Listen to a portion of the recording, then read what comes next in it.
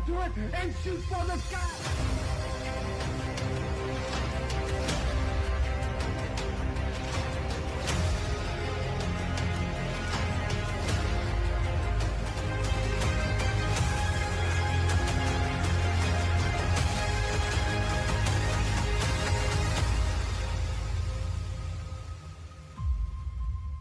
The Money in the Bank. Ladder match and contract has become a tradition and staple in WWE, and it gives the winners of the Money in the Bank ladder matches an opportunity of a lifetime.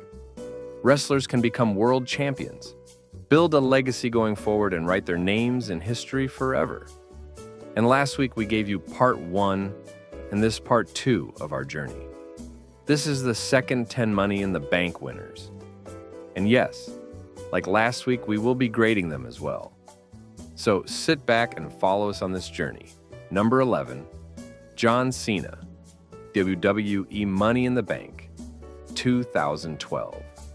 So continuing where we left off with the 2012 Money in the Bank pay-per-view event, we now look at the Monday Night Raw WWE Championship Money in the Bank ladder match. This wasn't your normal Money in the Bank ladder match, though. This match was for former WWE champions only, so it was very exclusive. Including winner John Cena, it also consisted of Kane, The Big Show, Chris Jericho, and a returning Miz. Cena would win the match and cash in just 8 days later on the special 2012 Raw 1000 episode. He faced CM Punk in a show-stealing main event match, but Cena was unfortunately unable to walk out WWE champion. He did win his cash-in match, but by disqualification thanks to interference by Big Show. And due to WWE rules and not able to win a championship via DQ, Cena became the first person ever to cash in his world title contract and be unsuccessful in taking home the gold. And now to grade the greatest of all time. We grade Cena AC. He won the exclusive and rare type of Money in the Bank ladder match, and that earns him some points. The fact he added this accolade to his Hall of Fame record also earns him a few points. But what really docks him here is the fact he didn't even try to use the contract and opportunity to its full advantage. He instead announced his cash in, and when it did take place, giving someone like Big Show the chance to think of a plan, and cost Cena just like he did on Raw 1000. And Cena, becoming the first to technically to unsuccessfully cash in and win the WWE Championship, docks him the most. Out of all the past and former Money in the Bank winners before him, Cena obviously didn't learn how to take advantage of the contract. And Cena was even cashed in on in the past too. So he should have knew better than to announce the cash-in date, and if anything should have waited for the WWE Champion to be vulnerable and never know when Cena was coming. So his lack of thinking it through and using his brain is the final nail in his coffin here. The only reason he doesn't get a lower grade here is because of the star-studded Money in the Bank ladder match he won, and the fact he added this to his legendary stats record. We wish we could grade him better, but he earns the C fair and square, and that's what it is. Number 12. Damien Sandow, WWE Money in the Bank, 2013. So it's 2013 and WWE continues the tradition of having SmackDown and Raw branded Money in the Bank contracts and matches. And on the World Heavyweight Championship side of things, the match consisted of 8 men, including winner of the match, Damien Sandow, and it was all heels and not a babyface in sight. The main person in the match that was most likely wanted to win was the Shield's Dean Ambrose, but the rest just didn't seem believable, and that includes contract winner himself, Damien Sandow. Sandow would win the match by betraying his tag partner, Cody Rhodes, thus ending their partnership. He'd hold in the briefcase for 106 days. On an October 2013 episode of Raw, he'd cash in on John Cena for the WWE World Heavyweight Championship. And unfortunately, Sandow would go home goldless. So now we grade him. We give Sandow a D-. Winning the briefcase earns him some points. And we also give him points for turning on his partner, Cody Rhodes, and doing whatever it took to win the World Heavyweight title contract. But what kills his grade is the fact he cashed in on John Cena, who who already seemed impossible for someone like Sandow to beat, and also the fact he didn't bide his time and cash in at a better time. And the biggest factor is that he didn't win a world championship, even with the Money in the Bank contract's help. Out of all the cash-ins throughout the years, Sandow's time with the briefcase and his cash-in match are both forgettable and hardly remembered or talked about nowadays in 2025. So, his lackluster briefcase reign and cash-in really contributes to his final grade. Sandow would never reach world champion-like status in WWE ever again. And the fact there are tons of negatives in his time as Mr. Money in the Bank, and very little positives, if any at all, give him a D-. And that's the final score for Sandow. Number 13, Randy Orton, WWE Money in the Bank, 2013. So, continuing with the WWE 2013 Money in the Bank pay-per-view event, we now focus on the WWE Championship contract and match. This Money in the Bank ladder match was jam-packed with future Hall of Famers, former Money in the Bank wins, and former WWE World Champions, including winner Randy Orton. It also consisted of Christian, Kane, CM Punk, Rob Van Dam, and Sheamus. So you can see just how big this match was, and was one of the greatest Money in the Bank ladder matches of all time. Randy would walk out victorious, and knowing just how dangerous and vicious Orton could be without the contract is already scary enough. But giving Orton a contract and title match at his disposal and the freedom to cash in anytime he sees fit is another level of scary. Orton would hold on to the WWE Championship contract for about a month. At SummerSlam 2013, after Daniel Bryan defeated John Cena for the WWE Championship, special guest referee Triple H and contract holder himself Randy Orton would orchestrate a plan to attack and dethrone new WWE champion Daniel Bryan just minutes after winning the title. Orton would hold the championship all the way up to WrestleMania 30 in 2014. Orton, during his time with the contract, made sure to play it smart and strategically and wait until the right time to cash in. And then, during his WWE Championship reign that followed, he defeated all the big names that would come knocking on his door. At WWE TLC 2013, Orton would face then John Cena in a winner-take-all World Championship match.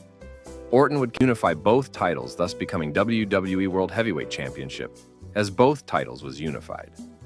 And he even main-evented WrestleMania 30 during that reign. But now, we grade the Viper. We give Randy Orton an A+.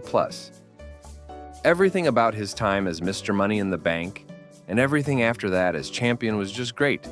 He won the contract in a huge Money in the Bank ladder match, and defeated some of the biggest names on the roster and of all time.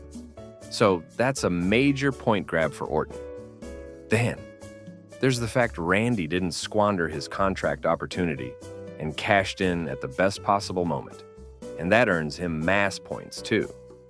Then you have to look the fact he defeated big names during his title reign, and even won the World Championship and unified both of WWA's World Championships, becoming undisputed champion. And that's a big point grab for Orton too. He also defended it in the main event of WrestleMania 30, therefore also giving him credit. Orton's time from winning the contract to cashing on and main eventing WrestleMania 30 just screams perfect score. And if there was extra credit and a higher grade to give him, he'd had earned that too. So Randy's A+ grade is rightfully earned and deserved on this list. Number 14, Seth Rollins, WWE Money in the Bank, 2014, and WWE Money in the Bank, 2025. Seth Rollins is known as the architect for multiple reasons, and his 2 times as Mr. Money in the Bank are 2 perfect examples. Rollins pulled this accomplishment off first in 2014 at the 2014 WWE Money in the Bank pay-per-view event. He competed against 6 other opponents and defeated them all to win the Money in the Bank contract. He would hold on to the contract for 273 days. He'd cash in at WrestleMania 31, becoming the first person to ever cash in at WrestleMania. and what is arguably considered as the greatest cash-in WWE history. He'd cash in and insert himself in the WrestleMania 31 WWE Championship main event between Roman Reigns and champion Brock Lesnar. He won his first WrestleMania main event and WWE World Championship all in one night. A decade later, WWE Money in the Bank 2025, he'd do it again. He was the most obvious to win out of all his opponents. And he did just that. He'd hold the contract this time around for 56 days. At SummerSlam 2025, Rollins would cash in on a newly crowded WWE World Heavyweight Champion, CM Punk, and yet once again use the Money in the Bank contract to his full advantage. So let's grade the architect now. We grade Seth Rollins an A+ without a doubt. He won it no once, but twice, and that earns him some points. The fact both Money in the Bank wins and successful cash-ins were a decade apart and never seen before is a big point grab for him too. Then, you have to consider both times he was successful in becoming world champion is the cherry on top for Rollins. So, as a whole, Rollins' Money in the Bank wins, and cash-ins are so good that any future Money in the Bank winners could actually study his methods and create a legacy and bright future for themselves. So as a whole, Rollins rightfully earns an A+ on this list. Number 15, Sheamus. WWE Money in the Bank, 2015. At the 2015 WWE Money in the Bank pay-per-view event, Sheamus, along with 7 other men, fought for the Money in the Bank contract. Sheamus defeated former Money in the Bank winner for world champions and mid-card champions and rising stars in the process. To become Mr. Money in the Bank, he would hold on to the contract for 161 days. He'd cash in at Survivor Series 2015 on newly crowned WWE World Heavyweight Champion Roman Reigns to become WWE World Heavyweight Champion himself. His reign was very disappointing and not the best in any means. He'd lose it a month later, back to Roman Reigns on an episode of Monday Night Raw, making his Money in the Bank win and cash forgettable and meaningless. And some people may not even remember his contract win and cash in, and heck, maybe the title reign too. So let's grade Sheamus. We give Sheamus an F, and here's why. His Money in the Bank win was a disappointment, and no one cared about it or wanted it at all, so that's a big point docker. Then there's the fact his title win lasted just 1 month, which docks him points too. And then there's also the fact his title reign was lackluster, to put it nicely, and forgettable altogether, and that kills his grade too. So overall, all these facts added together is just a poor F. And whether it's due to who he is or WWE creative, it was done very poorly and not what fans expected from an opportunity or Money in the Bank winner. So the end result is a fat F. Quiz time. It's halftime on the list, which means it's time to test your wrestling knowledge. We'll ask the question now and reveal the answer later at the end of the video. Ready? Let's go. Which wrestler never competed in a Money in the Bank match? A. Kofi Kingston. B. Kevin Owens. C. Charlotte Flair. D. Nikki Bella. Find out if you're wrong or right at the end of the video. Number 16. Dean Ambrose. WWE Money in the Bank, 2016. At the 2017 Money in the Bank pay-per-view event, the Money in the Bank ladder match was full of top-tier names. And out of all the names included, Dean Ambrose pulled off the win and won the Money in the Bank contract. And Ambrose being the lunatic we all loved, we knew it was going to be unpredictable. And he proved that right when he cashed in, not even an hour later, and became WWE World Heavyweight Champion. And what makes his cash in more legendary is because due to Roman Reigns going into the event as WWE Champion and losing it to Seth Rollins, only for Dean Ambrose to cash in and take the title off. Rollins means all 3 former Shield members held the WWE Championship in the same night. Ambrose had a few good title defenses, but ultimately his run was lackluster and not the best. But now it's time to grade him. We give Ambrose a B, winning the contract and cashing in successfully. That same night earned some points. And the fact all 3 former Shield members held the title, creating an awesome result, definitely is point-worthy. But what knocks him down a bit is the fact his title reign was okay at best, and also the fact he never got the WWE title back ever again. His time with the title could have been better, but it just wasn't all that good, and we have to dock him some points for that. But hey, a B is pretty good on our list, we think. Number 17, Carmella, WWE Money in the Bank, 2017. In 2017, the Money in the Bank pay-per-view event, WWE introduced the first ever women's Money in the Bank match. The match was a big deal as it was a first ever and a history-making moment. Carmella would be that first and win the contract with help from James Ellsworth, and due to his help, SmackDown GM Daniel Bryan demanded a rematch for the women's contract on the next episode of SmackDown. And Carmella again pulled through and held the Money in the Bank contract. In total, she held the contract for 289 days before cashing in on Charlotte Flair and becoming new WWE SmackDown Women's Champion. So let's grade her. We give Carmella a B+. Winning the first ever women's Money in the Bank earns mass points, and so does having to re-win it and prove she deserved it. And we give her points too for successfully becoming SmackDown Women's Champion too. We only dock her a few points because of Ellsworth playing a big part of her contract win and the title reign not exactly being the best. But a B+ is pretty fabulous to us and our list. Number 18, Baron Corbin, WWE Money in the Bank, 2017. At the 2017 Money in the Bank event, the men battled for the world title contract. The match consisted of former Money in the Bank winners and former world champions, and Baron Corbin was the lucky winner. But that luck wouldn't last long. He held the contract for 58 days. Corbin would cash in on an episode of SmackDown against then WWE champion Jinder Mahal. But due to a distraction from John Cena, Corbin would lose his cash-in match and not become WWE World Champion. And Corbin would never win a WWE World title after this either. So let's grade him now. We unfortunately give him an F. Sure, he earns a small amount of points for winning the contract, but what kills his grade is the fact he didn't cash in successfully and never became champion. Also, the fact his contract win wasn't wanted by fans and no one cared about it. And people were actually happy he didn't become WWE champion. And all that combined gives him an F, and that's just how it works sometimes, unfortunately. Number 19, Alexa Bliss, WWE Money in the Bank, 2018.